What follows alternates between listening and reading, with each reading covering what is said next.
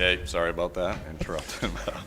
Good evening, everybody, and welcome to the November 30th, 2021 workshop. We have 2 items on our workshop agenda, and then we also have an executive session following the workshop.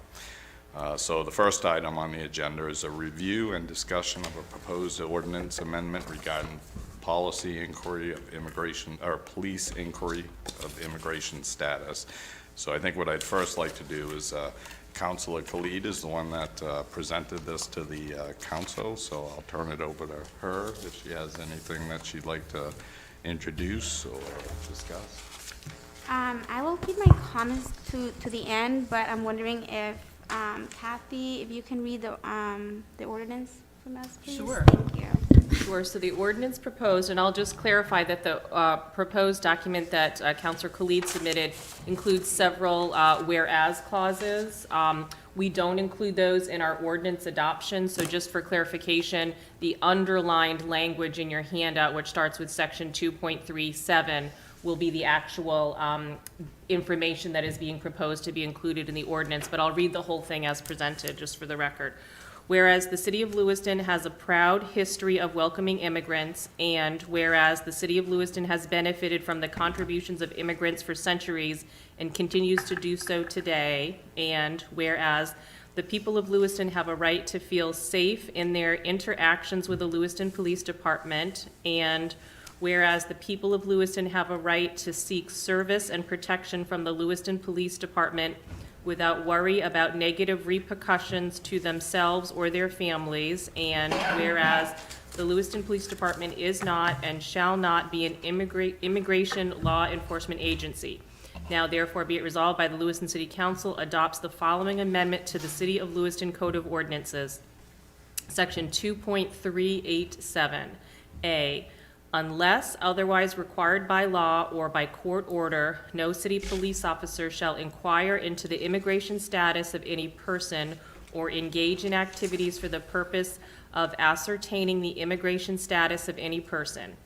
B. City police officers are exempted from the limitations imposed by subsection A above with respect to a person whom the officer has reasonable suspicion to believe 1, has previously been deported from the United States, and 2, is again present in the United States, and 3, is committing or has committed a felony, class A, B, or C, criminal law violation. Okay, thank you. So no opening comments? No. Okay, thank you. So I think we've seen the memo from our city attorney, Marty Einstein. And we also recently got a memo from our chief of police explaining his thoughts as well. So the chief is here tonight for any questions that councilors may have in reference to his memo to us. Otherwise than that, I'll turn it over to Ellen. So this is a workshop. There'll be no public comment period for this workshop. Should the council decide to move this to the next level, then we would have public hearings, 2 public hearings, if the council chooses to send it on to the next step. With that, Chief, did you have opening remarks or just here for questions? Just here for questions. Okay, good, thank you. So I'll open it up to the council. Councilor Jelinas. Thank you, Mr. Mayor.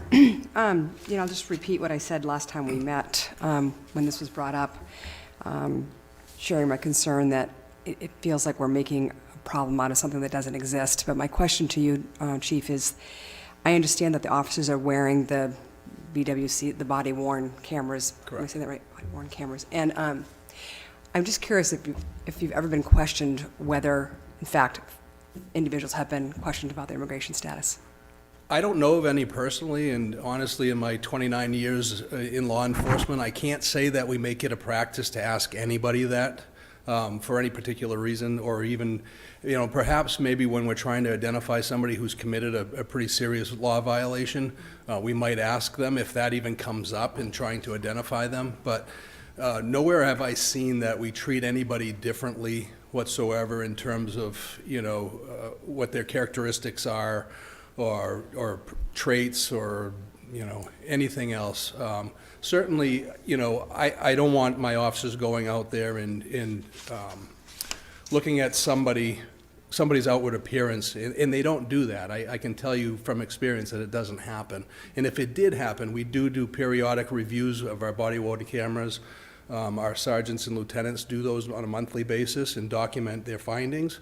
Further, if anybody complains or comes in and makes a complaint, we take those complaints seriously and, look at those body-worn cameras. Those cameras have provided essential information for us that we otherwise, maybe it'd be he said versus she said, or now these clearly depict what the officer's behavior was and if they crossed the line in any way. Thank you. Any other comments or questions? Councilor Clement? Thank you, Mr. Mayor. I have reviewed, read again the proposal. All I see here is a solution looking for a problem that does not exist in the city of Lewiston, a problem that I've not seen in my 45-plus years of law enforcement experience. I was in the states of Maine and New Hampshire. And I worked for 5 years after I retired for Immigrations and Customs Enforcement on a detail from my prior employer. It's just something that's not done by local law enforcement. They have enough on their plate taking care of the laws that the state passes. They don't delve into federal issues, and by Constitution, immigration is federally controlled. But if we look at this and the purpose behind it, I think there are some insinuations there that don't exist. 2 years ago, we cast dispersions on our police department. I'm not anxious to repeat that process, and we'll do whatever it takes to keep that from happening. That's all I'll say at this point in time, but I think it's a good example of a bad idea. Okay. Succinctly, thank you. All right, thank you. So I'll weigh in. I shared my thoughts at the last meeting when it was brought up. I think councils obviously have a right to bring anything before this body for discussion. But I also, I've been involved in Lewiston city politics for a little over a decade now, and I've never once had a citizen or non-citizen approach me with any issues about the police department and how they were treated or being unfairly detained so that they could be asked immigration status. I agree with the chief. I think Lewiston, from Councilor Clement brought up 2 years ago, I'll remind everybody that the microscope was put on all departments within our city. It wasn't just the police department. But I think through that process of the diversity committee, we went through law enforcement policies. We looked at discipline. We looked at accountability, and I think Lewiston Police, even when I was a police officer back in the early 90s, Lewiston was a well-respected department. In fact, most departments try to simulate what Lewiston leadership does. Lewiston has been at the top of the standards for years now, 20-plus years that I personally know of. So I do believe our police chief, that he will hold officers accountable should something like this happen and it's found. But it doesn't happen for the most part, or at least there's no evidence of that. So I personally believe, I think we're gonna, we've read the memos from our chief and our attorney, but I think this should stop here tonight. I think we'll air it out. We'll let councilors weigh in, but I believe this is where it stops tonight, or should be. So those are my thoughts. Councilor Roebuck. Thank you.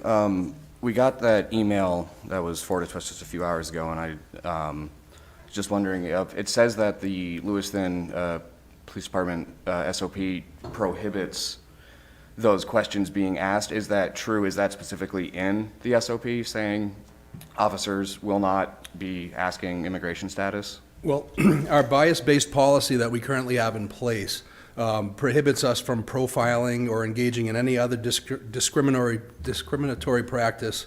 We're prohibited from profiling individuals based solely on any common trait or group. I think this is in my letter. Yep. So it does say that. It does not specifically say that we cannot ask somebody's immigration status, however.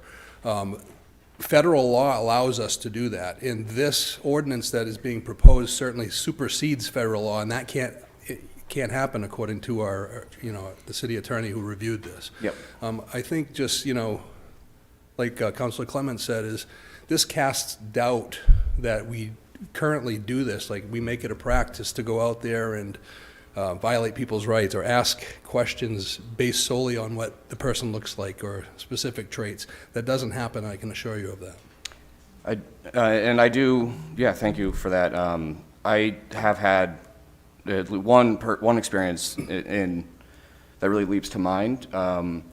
I spoke to a police officer who's been a officer in Lewiston throughout the state for 40-odd years. First thing he said to me, without even introducing himself, he was not on duty. It was not a stop. It was nothing sanctioned by the police. The very first thing he told me was that we can't have any more immigrants come to this city, that we cannot bring any Afghani people here. And later on in the conversation, he told me, you can call me racist if you want, but it's the black people committing the majority of these crimes. And I do think the Lewiston police have done a very good job of addressing those concerns and working towards, as you've mentioned, with the bias-based policies. And I think there's been a lot of progress, but having someone tell me that, who was a police officer for 40 years, it really kind of gives me some concern as to what he might have done and his stuff before body-worn cameras got on. How were some of those things conducted? And I think that there probably have been people who have had experiences, whether few and far between, but that fear can still reverberate throughout the community. And I think if the vast majority of officers are doing their jobs well, they care about the community. But even having one like that, I think having something like this on the books can really help build more bridges between the community and between the police. And I think that's absolutely necessary. So I've been sitting on that for a while. It really just kind of concerned me hearing that, something just so openly said to me from a police officer here. If you don't mind me asking, I'm not going to ask you to identify him, and if you don't want to, but is this a current Lewiston police officer? Yes. Current. I can double check. I do not want to identify, and I'm more than happy to talk to you. Yeah, so we're getting close to dangerous waters Yeah. here. So as a counselor, did this happen as a counselor? It happened when I was campaigning. Okay. So I think it's so incumbent upon counselors that if something ever happens like that, the very first thing we should be doing is reaching out to our city administrator and saying, did you know this? But to bring that up in a meeting without even affording the opportunity of our administrator to look into an accusation like that, that's a pretty significant accusation, no doubt. So I think we're in dangerous waters here, talking about personnel, I think, but I would encourage you to have a conversation. Yeah, and I would. It's certainly concerning to me, and and I'm sorry for bringing it up like this. It has been concerning. I would really appreciate that, and hopefully we can do that soon. Okay, all right, thank you. Anything else? That's it for me. Okay, thank you. Councilor Khalid? Thank you, Mayor. Earlier you brought up that this will be killed tonight here, and I did not say that, but. And I strongly object to that, but we can discuss that when it does come. So I did read the memos, and I wrote a response for both the attorney and for the police chief, so I'll just read it off my computer. There are two written materials included related to the proposed ordinance restricting the ability of Lewiston police officers to inquire about a person's immigration status. The first is a memo from Police Chief David St. Pierre, and the second is from the city attorney. Chief St. Pierre's memo starts by saying the proposed ordinance has no real value in that it does not change the way our police department does business. However, later in his memo, Chief St. Pierre writes, "We believe the provisions of the draft ordinance would violate federal statute by restricting police officers from specifically requesting or receiving information regarding immigration status from the INS. Plainly, the chief cannot have it both ways. The proposed ordinance cannot both change nothing and also restrict the department practices in a way that would bring the department into conflict with federal law. If the proposed ordinance would not change current practices, then it follows that either current practices already run afoul of federal law, or that the stipulations of the ordinance are consistent with federal law. Put it another way, if the ordinance would change the department's practices from being in compliance with federal law to being out of compliance with federal law, it is necessarily true that the ordinance would in fact change department practices. Having dispatched Chief's internally inconsistent argument that the proposed ordinance would both change and not change department practices, I now want to analyze his claim, as well as the attorney's memo that that proposed ordinance will not be in compliance with federal law. So I'm going to read a case now, because many times I've been hearing again about federal law and how this does not do anything. In the relevant case law on the subject, similar local ordinances have been upheld across the country, citing, among other reasons, the complete lack of any enforcement mechanism in the federal statute. When the Trump administration attempted to compel compliance with the statute by withholding federal funds for burning grants from jurisdiction, their efforts were consistently overturned by multiple federal appeal courts, and the Supreme Court denied, which means the administration's efforts were held to be unlawful. More to the point, however, there is multiple federal district courts suggesting that that 8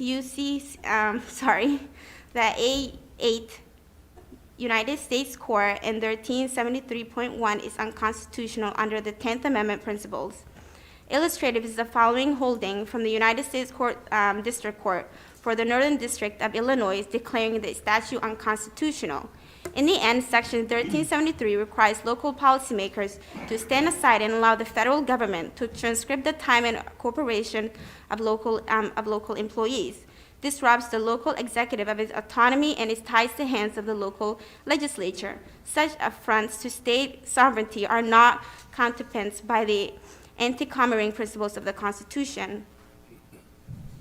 So, finally, Chief St. Pierre is asking us to reject the proposed ordinance because it provably violates federal law, but even a courtesy review of the relevant federal holdings demonstrate that 1, there is no enforcement mechanism for the cited federal law.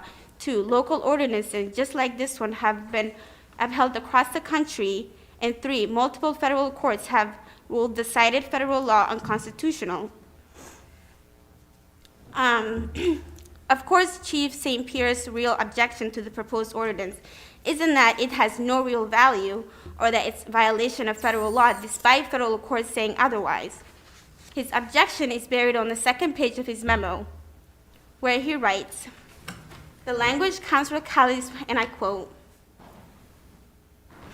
the language Councilor Khalid is proposing, in my opinion, betrays our local police department as one that perhaps demonstrates racist attitudes, beliefs, or policies, which is certainly not accurate and would be destructive to Officer Mortel. The Chief's statement here is astonishing and bears close examination.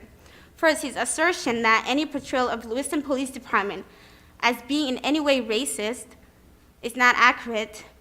It's hardly an assertion he is qualified to make as the white leader of an overly white department. The chief is not in a position to judge whether the actions of his police department are or are not racist, and the fact that he believes himself to be is deeply concerning. It is undeniable that people in Lewiston have suffered racist mistreatments at the hands of Lewiston police. Even worse, however, is that the chief's argument that the council should not enact a needed Point of local... order, Mr. Mayor. I'm almost done. Please do not interrupt me. No, we're not going to discuss this between each other, and I got to tell you. I am you're- reading my statement. And I'm has mayor cutting you off. Now, listen. I am speaking, so you cannot really cut me off. Councilor Khalid, I absolutely can. You're making accusations. I'm not making accusation. I am speaking of the memo that was written No. because of the proposal. No. You basically just said we have racist police officers in here. And if you by chance have any evidence of that, I would encourage you. I would like to finish my statement. You will when I'm done speaking. Now, I would encourage you, if you have evidence of racist police officers in Lewiston, please take it to our city administrator so that could be investigated. But to sit up here in an elected body and throw that out so casually is inappropriate, and I honestly believe it violates several. Can I finish my statement? Any more of your statement make accusations against our police department that you don't have evidence of? Well, when you hear me reading, you will know. Okay. So, again, I'll warn you, if you make any accusations against our police officers without evidence, this is not the place to do it. Our city administrator is the person that you should be telling that to. Go ahead, Councilor Khalid. Thank you. Okay. Even worse, however, is Police St. Pierre's argument that the council should not enact a needed local ordinance to protect the civil rights and liberties of the Lewiston residents because doing so would make his officers feel bad. If respecting the will of the local policymakers on the council and respecting the civil rights and liberties of Lewiston residents makes officers feel bad, they should find a new line of work. Thank you. Thank you, Councilor Khalid. Yep. So as mayor of the city of Lewiston, I hope I can speak for a majority of this council that we in no way believe that we have racist police officers on our department. And if, by chance, there has been, I have all the confidence in the world in our command staff that would be addressed directly, and not in public, but where it should be, through discipline. And I would look towards our city administrator. Do you agree with that statement, that any accusations like that would be investigated thoroughly? Not only that opportunity, but on the city's website, there is a whistleblowing. Any claims that are concerning within any department head, and there is also the claim at the administrative level, that those claims can be filed with the city attorney. So either one of those options are also available to any citizen within the city of Lewiston. Okay, thank you. Any other councilors? I would like to just make a Councilor quick Roebuck. clarification, also to Chief St. Pierre. Not, the person I was speaking of was not a current Lewiston Police Department member. I want to clarify that as well. Thank you. Okay. Any other questions or comments from the council? Okay, so we, at this point, we need to provide guidance to staff whether we want to move this to a public hearing for an ordinance change or not. No vote, just I think individual councilors just need to share their thoughts. So in lieu of Councilor Ray not being here, but I'll speak as mayor versus that open seat. I do not believe this should be moved forward. I think the 11th hour approach of this ordinance is detrimental to our city. Has been mentioned here. I'm not convinced there's an actual, I'm certain there's not an issue here. So I would not support this movement to a public hearing. Councilor Lajoie. Thank you, Mr. Mayor. Last meeting, we didn't have the information we have this evening with regards as to a report from the police chief as well as some comments from our city attorney. After reading it several times, I find that, like Councilor Clemens says, we're looking for a solution to a problem that isn't there. in my eyes, that I've been here for 77 years, and I haven't seen that. So with that said, I'm going to go and state that I will not be for moving this forward either. I don't think it has justification. I think we're doing what we're supposed to be doing. I think the Lewiston Police Department has the SOPs in place that cover that, and I do know that they have a process by which if certain things as such or others happen, there's a strict review process that they have to go through. So with that said, I would not be moving this forward. Councilor Mohammed, do you have thoughts on whether this should move forward?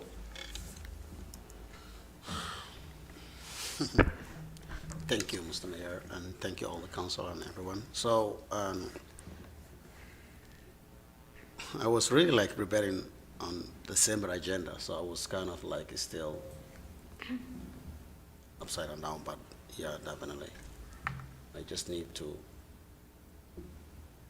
do also a little bit of research. Just to do a little bit of research about this case and also this memo, if we can continue forward or not, but I'm just waiting to December 7th. If that is something everyone is supporting it. So you think it should move to a public hearing? Yes, sir. Councilor Fleming? Thank you, Mr. Mayor. This whole thing does not pass the straight face test. Our council rules say that we submit things for the agenda by noon the Wednesday prior to our meeting. This came about, as I understand it, at 10:47 p.m. on a Sunday evening prior to the Tuesday meeting. As I said before, it is a solution in search of a problem that does not exist. The city of Lewiston should be very proud of the fact that it has one of 5 and only 5 CALEA-accredited police departments in the entire state of Maine. And they have been accredited by CALEA for 25 years. They are not some roughshod bunch of people out there riding herd and dispensing justice vigilante style. The fact that it's come about the way it has, the fact that it was written, I mean, I would love to know who authored this particular piece of legislation. I'd like to know the source of the legislation. I'd also like a copy of Councilor Khalid's response tonight, including cites that she made in there as to various federal court decisions. But other than that, I am absolutely against taking this forward for further council action. It's a bad idea, a good example of a bad idea. Thank you. Do you want to weigh in, Councilor Jelinas? Thank you, Mr. Mayor. You know, the concern that you shared, Councilor Roebuck, is certainly on my mind, and it, you know, I guess I like to think that the police department that we have now, you know, has been trained in this bias-based policing, and I personally do not believe that we have a police department that demonstrates racist attitudes. I think just the opposite. And you know, I can't support this moving forward. Thank you. Councilor Khalid? Thank you, Mayor. First, everyone is saying that, you know, this is looking for a problem where there isn't. How do you know there isn't a problem if you're not marginalized? How do you know that it's not a problem if you're not a POC? Right? So, and the only way we can know that is putting it to the public, for the public to have the chance to come and talk about their stories, their experiences, right? Or how, if the police treats them well, they'll talk about that, right? If the police does not treat them well, they'll also address that. But if we don't give them the opportunity, if we don't give them the mic to speak, how would we know the real issue that's happening? We wouldn't. A lot of the time we're saying that we're here for the public, right? We're doing the people's work. But are we really? Or do we have our own agendas? I would like, last meeting, we voted for December 7th to have a public debate for the public to come and say their piece, right? And for us to vote on it, whether to vote it down or vote for this ordinance. But now, we're here discussing to just kill the whole thing and not even bring it to public light. How does that make any sense?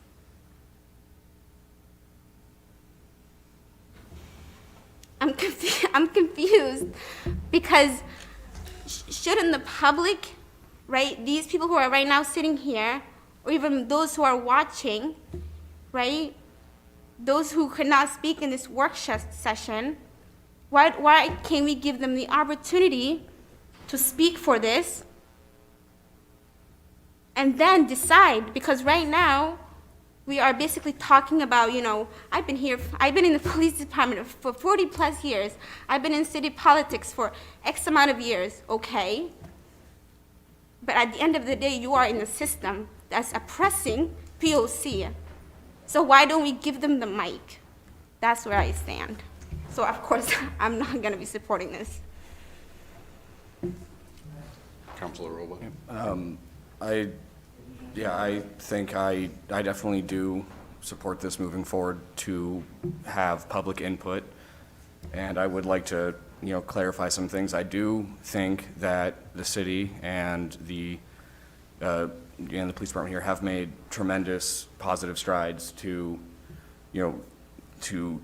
improve relationships, as we've hired, the DEI person, the police have adopted those practices, and I think they've done a great job, but there's, like I said, I think that, there's definitely been stuff in the past that at least have still made people a little, afraid or nervous or, apprehensive, and I think that if this is something that's already being practiced, then I don't see the issue with codifying it.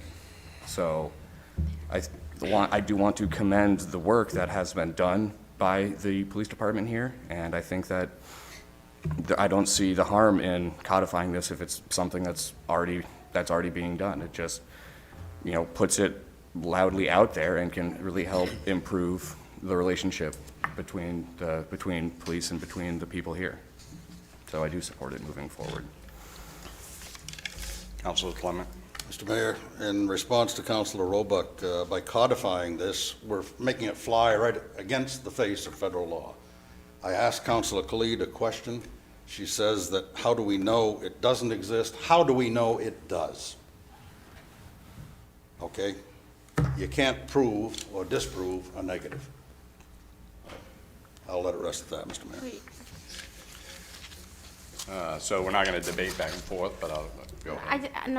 He asked me a question. I'm confused on your question. Are you saying, how do we know that the police are inquiring about immigration status? Is that your question? Well, Councilor, I I'll can go back also- 2 years ago when some aspersions were cast against our police department. March of this year, other things were cast against certain city staff. In each case, they took a racist tone. And that's what I see here. There's been accusations made tonight that our police department is racist. I heard that in your comments. I don't believe that. I am a retired professional law enforcement officer. I have over 45 years service in 3 departments. Okay, I was a police chief. We had policies very similar to this. A lot of these policies have come about recently as a result of things that have happened on the national level. 2 years ago in the summer, we did pass a resolution that found problems with our police department that never did exist, but created all kinds of problems. And that's just what we're going to do here again. And I just don't see the wisdom of it. We don't need to codify something that is not happening. Okay? What are we going to do next? Are we going to tell the police they can't stop and frisk if they find somebody in a high crime area that they suspect is a burglar and he's carrying burglar tools? Oh, you can't touch him. You can't stop and frisk. Are we going to solve our drug problem by saying just turn the other way and don't arrest people for that kind of stuff? This is a very slippery slope that we're approaching. And I don't think we as a council have any place, it is not our bailiwick to be propounding civil rights for people. That's not our job, okay? I think if there is a problem that exists that can be clearly identified, bring it forth. I fail to see that as of yet. I would love to know who authored this particular proposed ordinance and why it was put forth in the format that it was put forth, which is clearly against what we have decided is the way we operate. Thank you, Mr. Mayor. Okay, thank you. Can I respond You may. briefly? Yep. You said several times the word racist or racism, and how do you know what constitutes racism or racist? You're a white man. If you're not a black person, you do not know what racism is.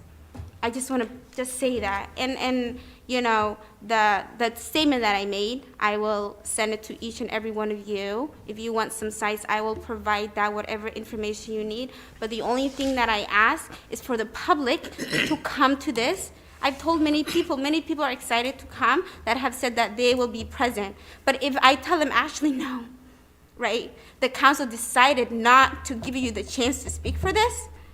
That's a disservice to the public. Okay.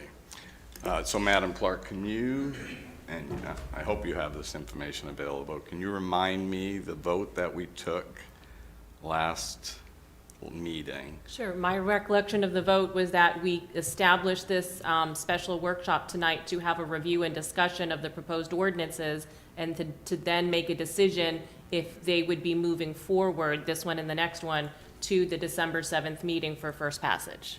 Based upon the city attorney opinion Right. and other information from the. And that's what I recall too. We never voted on actually bringing this to a public hearing or entertaining this. We voted on a workshop. Okay, thank you. All right, so, you know, we have 4 folks up here that do not want to move this forward. And then 3 folks that support it being moved forward. So I do not see this moving forward, but City Administrator, do you have an opinion on that? Not so much of opinion about that, but the Deputy City Administrator can jump in. I had him review the internal affairs complaint that are posted on the city's website from 2016 to 2020. There have not been any complaints about immigration status on any of those investigations. My concern about the public opinion in a public process is the ability to protect potential employees of accusations that were made without them having the information ahead of time to be able to respond. So if we go to a public process, it's going to be very difficult for, you know, regardless of which side of the discussion you're on. If you are given examples, to not mention names and not be able to have that employee or that former employee present to be able to defend themselves in a public setting. Yeah, we wouldn't allow that. Yeah. That is my concern. So how do you have this public discussion and bring examples without having that ability to have that formal debate and be able to defend? Yeah, so I'm not seeing the support for this moving forward, though, so I'm not sure that that's going to be an issue. Councilor Chalinas? Is there a possibility, I mean, you know, I hear you saying that, you know, those records were reviewed from 2016 forward and not anything was found, but in the event that Councilor Khalid has a community member that's spoken to her, they have the right to then bring it to your attention. I would like the mayor. I would welcome them. They can email me directly. Right. They can complete the claim or the form, the complaint form on the city's website. That's just been recently updated. If they don't feel comfortable taking either of those responses, they can send it to the city attorney. His address is also on the city's website. So that's the avenue for their voice to be heard. Right. If they don't want to send it directly to the police chief to investigate. Okay, I'm giving them an independent option. thank you. Councilor Khalid? Just about the rules of suspension, don't we need, can you remind me what Robert's rule, like, don't we need 5 votes to have 2/3 majority, Kathy? I'm sorry, so the question is, yes, a 2/3 vote of the council To is, suspend. right, but we're not in a meeting, we're in a workshop. So we cannot take any action this evening. Purposes of a workshop is to receive information, to discuss it, to vet it, but not to make any formal decision or formal action. So there are no rules governing tonight's workshop to suspend, and there's really no action to take other than what the administrator was walking you through regarding just a generic indication of a thumbs up, do we want to have this move forward or not? And when we concluded the meeting on November 16th or whatever the date was, it was understood that that was the purpose of tonight, was to really discuss it, receive the memo from the police chief, from the city attorney, get more information and research and background, as Councilor Muhammad was referencing, and to discuss it and sort of vet it this evening to see if it, if there is a majority opinion of the council to have it move forth or not. So we're not in a meeting session, so there actually are no rules to suspend. Tonight's just a workshop, other than the executive session that you're going into at the end of the evening. Thank you. Okay. So at this point, there is not support to move this forward by the majority. Well, can we do some raise hands or something? Excuse me? Can we like formally do that? We can't, because we're not in a meeting. We can't, we're not voting. We're But just here no, to share it. I think everyone just shared, but no one really verbally said no or yes. No, I took it pretty clearly. Councilor Muhammad, yourself, and Councilor Roebuck wished for this to move forward, but the rest of us do not. Okay. Okay. So again, it could be brought up at another meeting yeah, so, I mean, you could bring it up at the next meeting in other business. But I don't anticipate that there'll be a change other than Councilor Ray will be present. Okay, so we're gonna, anything else before I move on to agenda item number 2? Okay, item 2 is to review and discussion of the proposed ordinance regarding right to housing. Councilor Khalid, is there anything you'd like to present on that? I'll keep it to the end. Okay. So we have Director Brackett from our Social Service Office. I do have some opening statements. Okay. Okay. Go ahead. The General Assistance Ordinance aligns with the Maine state statutes, contradicting the standards of eligibility as set forth in the statutes would result in the city losing the 70% reimbursement from the state. It would also result in fines, enforcement through the courts, and withholding of reimbursement until we're compliant. The proposed ordinance would allow all individuals access to housing with no eligibility criteria and no accountability for self-sufficiency. Standards of eligibility include income and need, emergency definition, work requirements such as job quit and job firing. That it? Thank you. So, Mr. Mayor, the city attorney also weighed in on this, and you will find that in the latter part of his memo, that kind of reemphasizes what the director said regarding the general assistance state ordinance, being able to petition for shelter, looking at eligibility under that, verifying addresses, what's the mechanism for a fair hearing afterwards. The particular concerns that were weighed into is the potential cost, because obviously if we're not compliant with the state general assistance regs, as Director Brackett had indicated, we'd lose the 70% reimbursement. Furthermore, I think reaching out to the Maine Municipal Association regarding the last clause as far as the civil violations and civil action against the city, if we do not pursue, obviously they are not in favor of any municipality putting language like that in the ordinance. And if we do, they are not liable, or they are not responsible for defending us. So any lawsuits, any potential cases, attorney fees and so forth would be 100% borne by the taxpayer. Lastly, as we notice, and I know it was included in the staff memo attached, but to reiterate, to be able to secure housing in the city of Lewiston as a requirement is not something that we should put in any ordinance. As I was knee-deep in the fire, we learned very well that we cannot control the vacancy rates. We as a municipality do not own housing, do not own shelter of any form to leave beds open.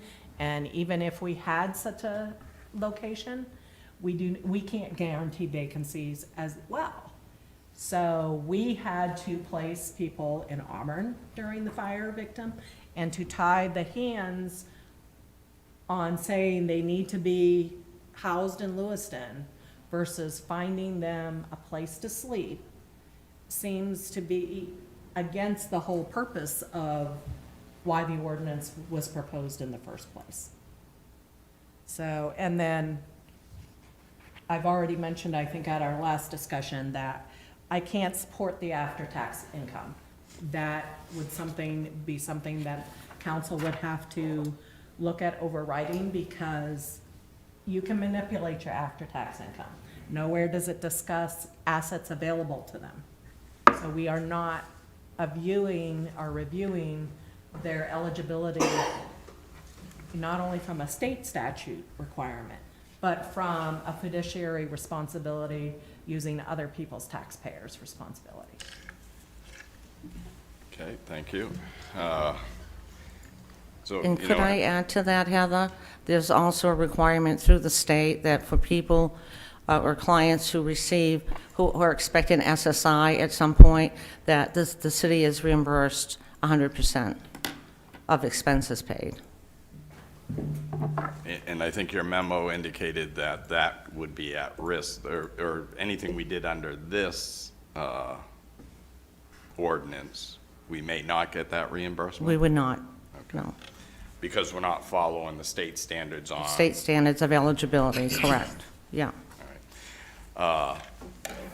You know, I'd like to share that I think through the work of the Housing Committee and this council and so many community partners in our community, we have done more work in the city of Lewiston on homelessness in the last 2 years than I've seen in a long, long time.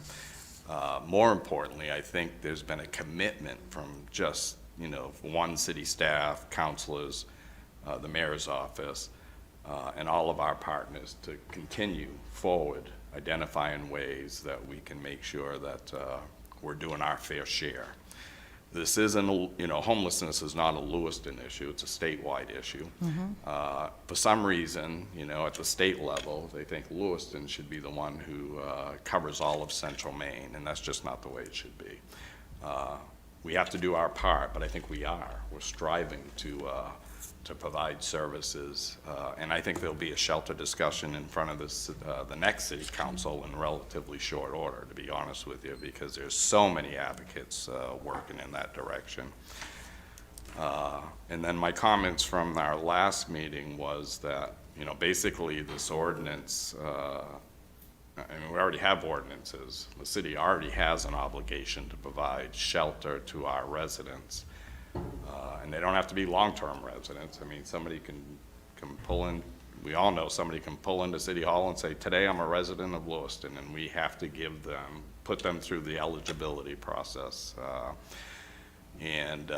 Back in the day when Sue Sharon was here, and now that Director Brackett is here, they truly do provide wraparound services within our own general assistance office to any homeless person that comes in and requests assistance, and not only homeless, but others.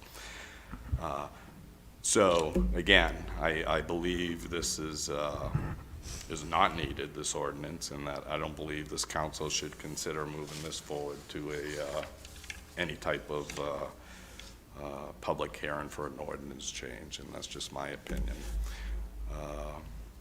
And I'll open it up for the council for discussion or questions of our director, Councilor Khalid. Thank you, Mayor. I prepared another statement for this proposal.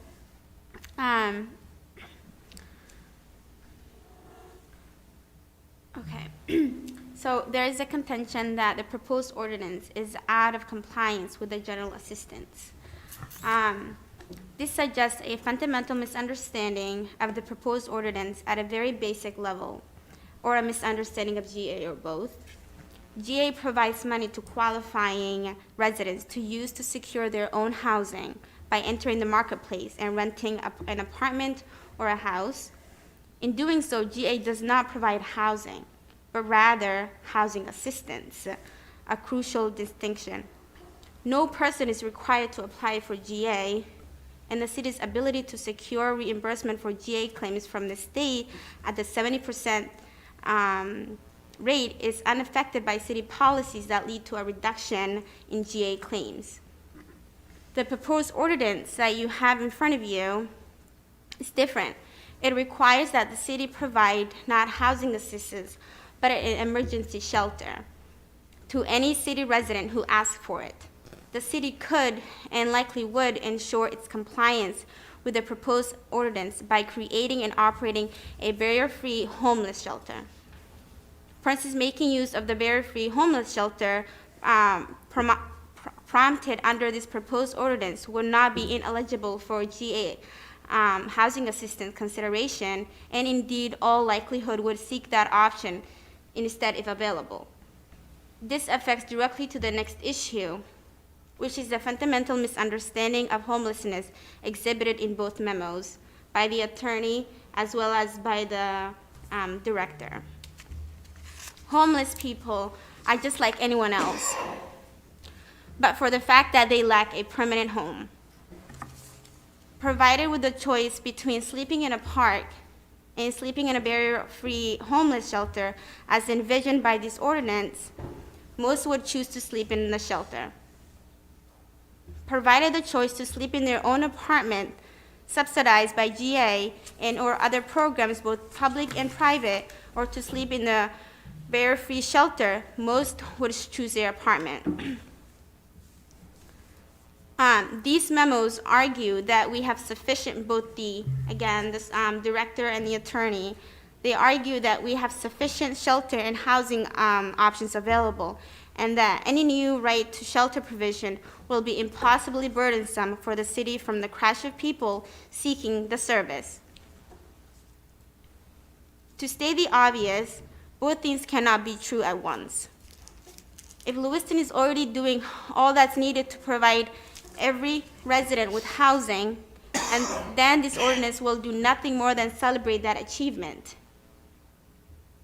Of course, we know that Lewiston is not doing everything that's needed to provide every resident with housing, and it's profoundly callous and cruel for city staff to pretend as though it is. All the outspoken opponents of this proposed ordinance will no doubt go to their home tonight to sleep in their safe, clean, warm homes. Not one of them will endure the cold, hard nights they consign others by their indifference to the plight of our most vulnerable.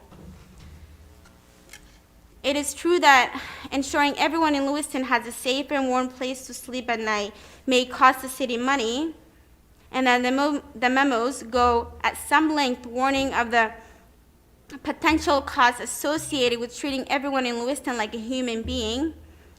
This is a simple question of values. I believe that providing everyone with the basic necessities of life, clean water, sufficient food, safe shelter, and basic medical care is well worth the cost. I believe in the inherent worth and dignity of every person. But ultimately, each counselor will have to decide for themselves what is more important, human dignity or money. There's also the issue of the civil cause of action provided for subsection E. As discussed above in the analysis of the immigration ordinance, laws without enforcement mechanisms aren't laws at all.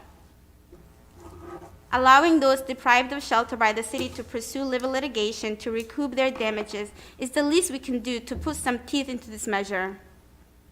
From my viewpoint, this subsection should be inert. If the city does what it ought to do in providing shelter to everyone who asks for it, no one will have to cause to file a suit. It is that simple. Finally, there is the idea that this provision will be abused by people either within the city or with people outside the city. The memos paint a frightening picture of people abandoning their apartments amassed to decamp for the free and ultra luxurious life of a barrier-free homeless shelter. This fantasy is so absurd as to be laughable. Anyone who can live in their own apartment is going to do so rather than living in a homeless shelter. And the belief that at some point someone should be kicked out of a shelter and forced onto the street again because they haven't found more suitable arrangement is heartless and cruel. The memos also contend that the homeless are already provided for private shelters, but as everyone involved in this debate should already know, Lewiston does not have a single barrier-free homeless shelter bed anywhere in the city. If we already had suitable public and private programs to address homelessness, there wouldn't be people sleeping on the streets, in the parks, and in the woods. The mere continued reality of homelessness in Lewiston is in and of itself proof that the existing policies and programs are woefully insufficient. That's it. Thank you. Okay, thank you. I'd like to, seems like I'm doing this a lot tonight, but I appreciate the staff memos. I think they were fact-based and provided information for this council to make a wise decision tonight and not one based on, I don't know, there are even homeless advocates out there saying that this is a bad idea, that this is not the way to address it. So, but I think just like the previous item, if you're not homeless, how can you judge what's best for homeless? I know I've been to dozens of meetings around homelessness, and we have Megan Parks and many others in this community who are doing a lot of work right now. So anyway, other questions or comments from the council, or would councilors like to share whether they'd like to see this move forward to a public hearing? Councilor Clement. Thank you, Mr. Mayor. I don't think my colleagues here, first of all, I got a couple quick polls. I'd like to know who on the council is a taxpayer in the city of Lewiston, if they just so indicate. They pay a property tax in the city of Lewiston. Okay. As I understand it, 40% of our residents are taxpayers, and there's 60% that are not. Figure can be debated, I guess. But this whole idea of pushing costs onto the taxpayers, I mean, I can understand where the councilor is coming from. I think this is a well-intentioned piece of legislation. I'm not sure of the author of the legislation. I'd love to know who authored it and the source of their information. I go along with the city attorney. This thing jumps back and forth. Are we talking about housing as a matter of law? Or are we talking about shelter? Back and forth, back and forth. I mean, it's like the words are being used interchangeably. And I think Attorney Eisenstein brought up a very good point. We need some definition if we're going to consider this. The idea of having people come to you Friday night, 8 o'clock, saying, Mr. Mayor, I need emergency shelter. Okay, and like in the case recently with our fire situation, there was nothing available. We even, as I understand it, put up people at the Sabata Street Fire Station, which had been decommissioned. That's at that correct. point. Okay. You know, that opens us up. You don't find housing for them, or shelter, whichever it is, and I can't say that I can understand from the way this is written what we're talking about here. It's a bit confusing. You don't have that for them. 48 hours later, they can sue us. Who's going to pay for that? It's going to be you. Well, it is going to be you. It's going to be me. It's going to be Councilor Jelinas and Councilor Lajoie as taxpayers. Or any renter would. Well, yeah, that's considering if they're paying rent or something like that, as long as they're providing something towards their housing. At 5:52 this evening, an email was sent to the council and it comes from the aforementioned Megan Parks. I'd like to read that into the record tonight. She says, "I'm writing tonight, very last minute, as something has come up which prevents me from attending tonight's meeting. I want to share some quick thoughts on the proposed right to housing ordinance. As many of you know, I am very engaged in the work to address homelessness in our city and have been for many years. I work closely with... Is that public comment? It is, well, it is public comment. Did- Well, did that I come think through it is the a public communication to the council, sir. comment? Okay, it did come through the public comment. So, It was addressed to the mayor and council as an email. yeah, I think you can share that as a council. Okay. Carrying forth. After reviewing the proposed ordinance, I felt compelled to speak up. Although well-intentioned, this proposed ordinance falls short of meeting the needs of our community and could actually prove detrimental to both the unhoused community and our city. As of today, all 4 shelters in Lewiston are at capacity. These shelters do not provide day services, leaving all guests out in the weather, on the streets, or at the public library from 8 a.m. to 4 p.m. or later daily. As of today, both Motel 6 and Super 8 Motel are at capacity, providing housing to homeless individuals through the Emergency Rental Assistance Program. This is paid for in advance in 30 to 90-day increments, so these rooms will not be opening back up in the very near future. As of today, there are no available hotel rooms at any of the Lewiston or Auburn hotels that are willing to house folks in emergency situations. The 3 higher-end hotels will not participate in any voucher or emergency-funded programs to house unhoused individuals. The only day shelter in Lewiston is not open to anyone staying in one of our city homeless shelters or in the hotels, permitting only truly unhoused individuals in for limited periods of time, and their capacity is capped at 12 folks at a time. As of last Wednesday, there were no available rooms in any of the boarding houses, rooming houses, and no available market rate or subsidized one-bedroom apartments in Lewiston. This leads me to a simple but very important question to consider.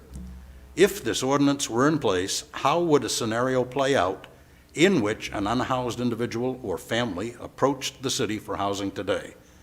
I had intended to attend the meeting tonight and ask the question, but in my absence, I would appreciate it if this were brought up and discussed. From my perspective, this proposed ordinance will not actually result in any benefit to the unhoused population in our current housing climate, and could very likely end up costing the city and wasting valuable resources. Please consider this hastily written email when making your decision tonight. Thank you, Megan Parks. This whole idea of, I look at this and I see this is the Lawyers Economic Recovery Act of 2022. You know, anybody can claim to be a resident. There's no definition as to what is a resident. There's no definition as to what is shelter, what is definition of housing. This whole thing is fraught with ambiguity, and for that very reason, I would not be in favor of moving it forward. Thank you. Any other comments? Council Roebuck. Thank you, Mr. Mayor. I do support moving this forward, but with the concerns, especially around the infrastructure around this, brought forward, I would not, I don't think, unfortunately, I would not support it passing at the next meeting. I think what we can do is move it forward and work on these concerns that are outlined, because this is a pressing issue, and there has been great work done, but it's not over yet. And I think if we can work on those concerns with this as a starting point, and I know that housing has been a primary concern for the next council starting in January, giving them a potential, starting point to work off of and continue. So that's why I would support moving it forward and building on it, because I do believe, housing is a human right and people have that right, and I think that this should continue to be worked on. I think if we don't send it forward, then it's going to just be even longer to work on solving this problem. Okay, I actually think it does the opposite. I think it steps on the toes of the people who are doing the work right now and takes it out of their. I understand that, but I would definitely want them here for the public comment to be a part of that, to hear their input, to work with them. Yeah, no, and I hear your opinion. I'm not trying to step on that, but I just personally think it does opposite of that. Is there anything else, Councilor? That's it for me right now. Thank you. Any other comments? All right, Councilor Lajoie. Just a few. A lot has been said. I do not disagree that we probably need shelters, more shelters, if we're supposed to accommodate individuals. The mention of our next council coming on and talking about emergency shelters, as you mentioned at the beginning of the meeting, I think is a good place to begin, to even cover some of these concerns that have been brought up. But I would leave that to the next city council to look at and follow through on. And I don't believe it should be us moving this forward. I think it would be an injustice to the next council, in my opinion, for me to do that. I guess that's where I'm at. Okay, thank you. So, if councilors don't mind, Councilor Jelinek, I'm sorry. Thank you, Mr. Mayor.